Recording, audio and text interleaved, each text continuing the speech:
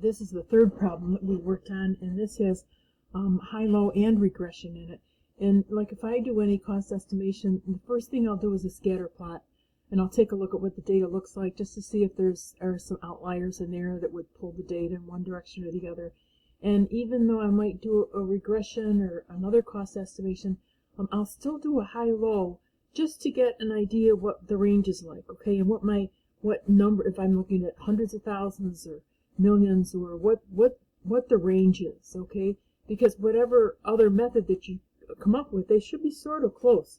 So this is yeah, they're looking at shipping costs, right? Yeah, shipping costs over the past 2 years and trying to come up with a cost estimation for it. So we have a graph here of what they did, and the first question is which is regression and which is high-low.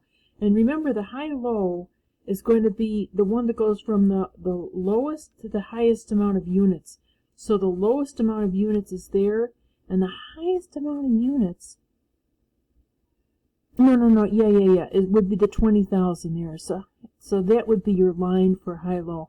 And then regression, the regression line would be the dotted line.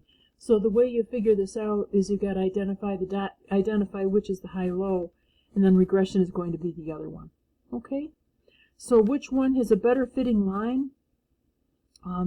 It's always going to be regression. Okay, right? Regression is always the best fit line. Remember, there isn't anything to be argued with. And then if we want to evaluate the liquidity or the validity of their equation, again, we're going to look at the whether or not it fits the line, okay, what the slope is like, and the economic plausibility. And you know, it's pretty close for high-low. It's not bad.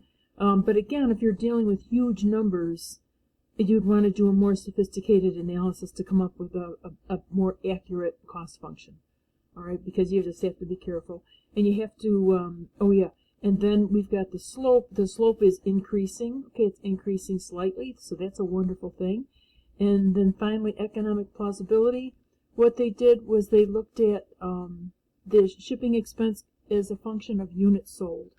And that's plausible. Okay, that's a plausible relationship. There might be more to it. Okay?